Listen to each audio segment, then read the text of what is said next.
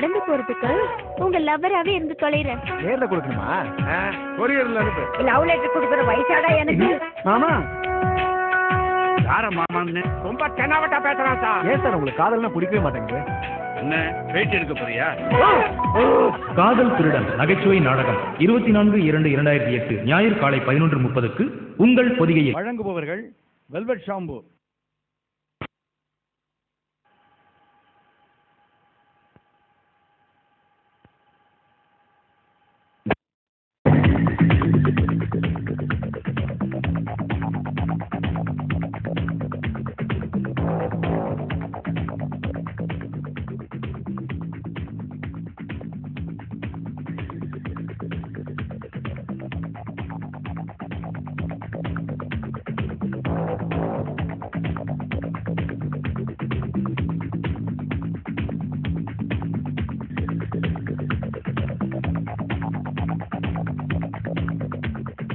வணக்கம் நேயர்களே, அனுபவ வண்ணங்கள் குழைந்த என்னை கவர்ந்தவர் நிகழ்ச்சிக்கு உங்களை அன்போடு வரவேற்கிறோம்.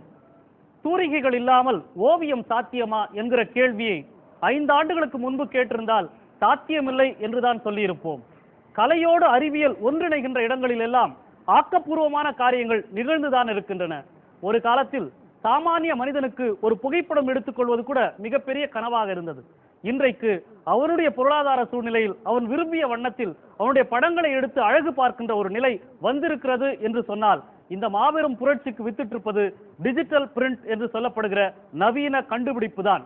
விளம்பரங்களுக்கு மட்டும் இல்லாமல் வீட்டின் விசேஷங்களுக்கும் தனிநபருடைய சிறப்புக்கும் அரசியல் எல்லா துறைக்குமான பெருமை சேர்க்கின்ற ஒரு இடத்தை இந்த டிஜிட்டல் தொழில்நுட்பம் கொண்டு வந்து சேர்த்திருக்கிறது என்று சொல்லலாம்.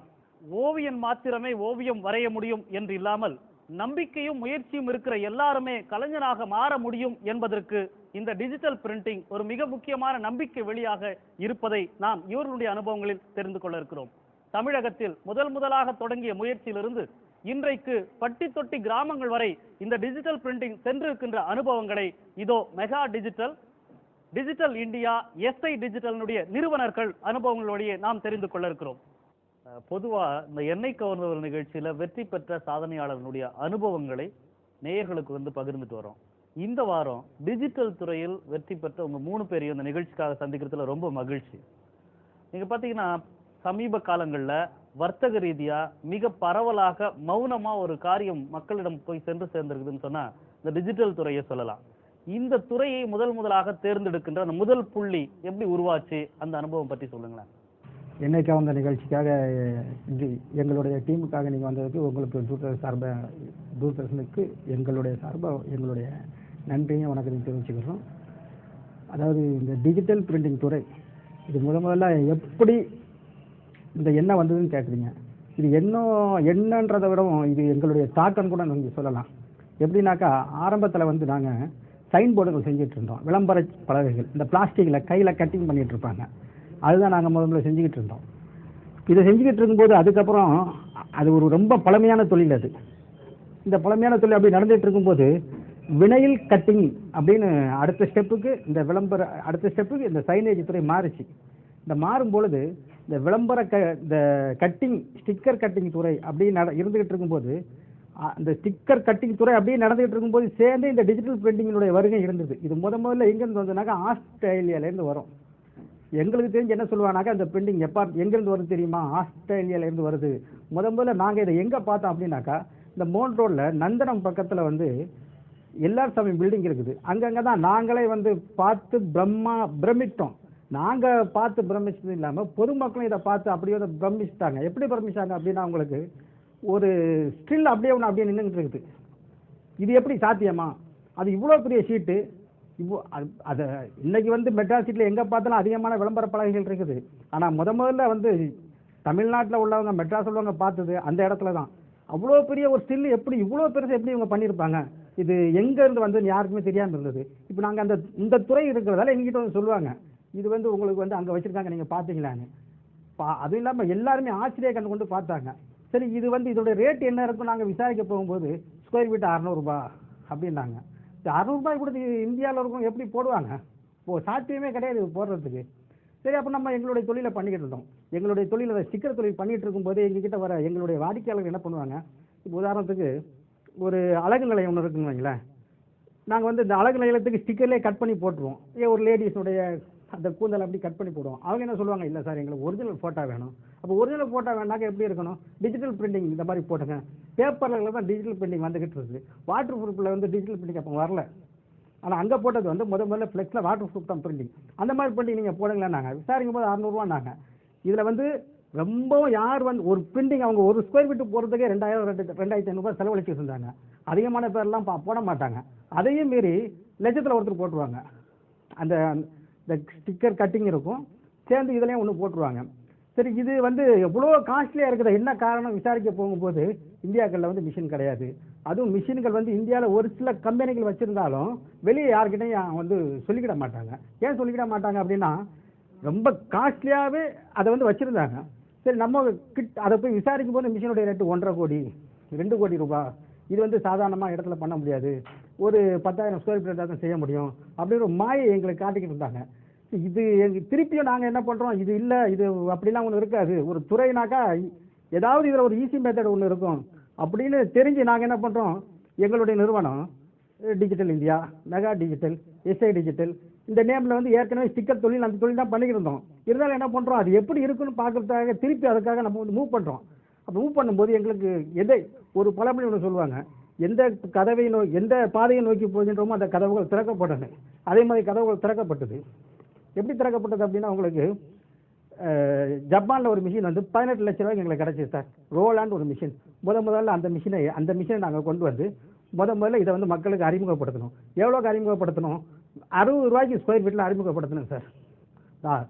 250 எங்கே இருக்குது, 250 எங்கே இருக்குது, 60 ரூபாய் எங்கே இருக்குது. அப்போ அந்த 60 ரூபாய்க்கு ஆகும்போது என்ன பண்ணாங்க, மக்கள் வந்து முழு விளம்பர போர்டுகளே போட ஆரம்பிச்சிட்டாங்க. ஒரு 8க்கு 4 10க்கு 4 அந்த மாதிரி முழு விளம்பர போர்டுகளே போட்ட உடனே இது பார்க்கும்போது மக்கள் மத்தியில் ஒரு புதுமையானவே இருந்தது. ஃபுல்லாகவே டிஜிட்டல் பிரிண்டிங்காகவே இருந்துக்கிட்டு இருக்குது அப்படின்னு. சரி, இந்த 60 ரூபாயோடு நின்றுதா.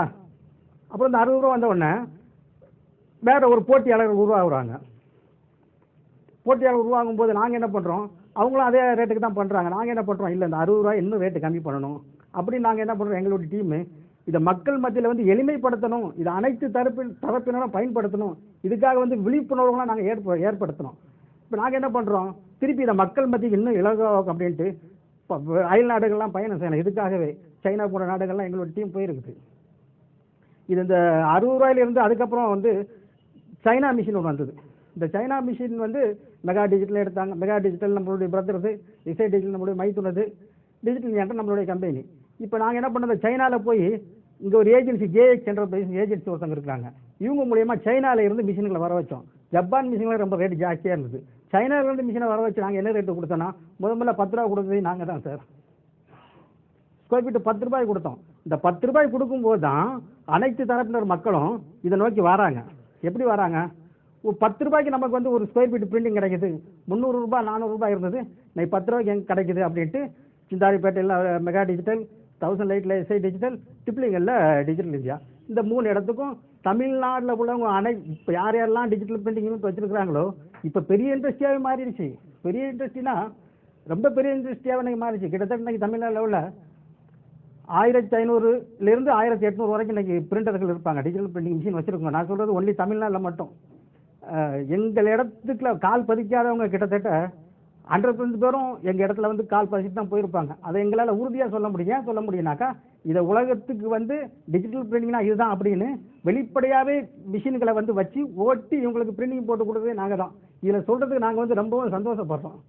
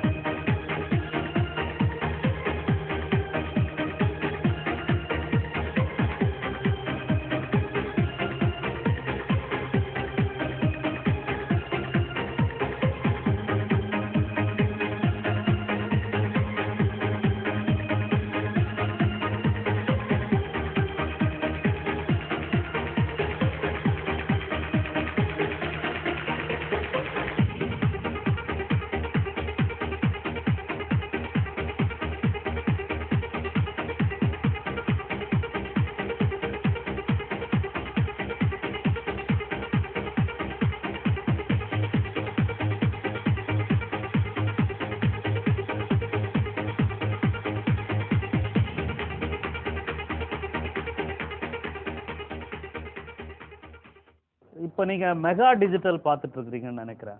இந்த டிஜிட்டல் பேனர் இந்த துறையினுடைய சிறப்பு அம்சங்கள் அப்படின்னு சொன்னா எதை சொல்வீங்கன்னு சொல்லுங்க. டிஜிட்டல் பேனர் வந்து நீங்கள் மழை காலத்தில் உபயோகப்படுத்திக் கொள்ளலாம், கோடை காலங்களில் உபயோகப்படுத்திக் கொள்ளலாம், குளிர்காலங்களிலும் உபயோகப்படுத்திக் கொள்ளலாம்.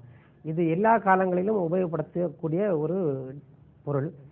இந்த டிஜிட்டல் பேனர் எல்லா தரப்பட்ட மக்களும் உபயோகப்படுத்துகிறார்கள்.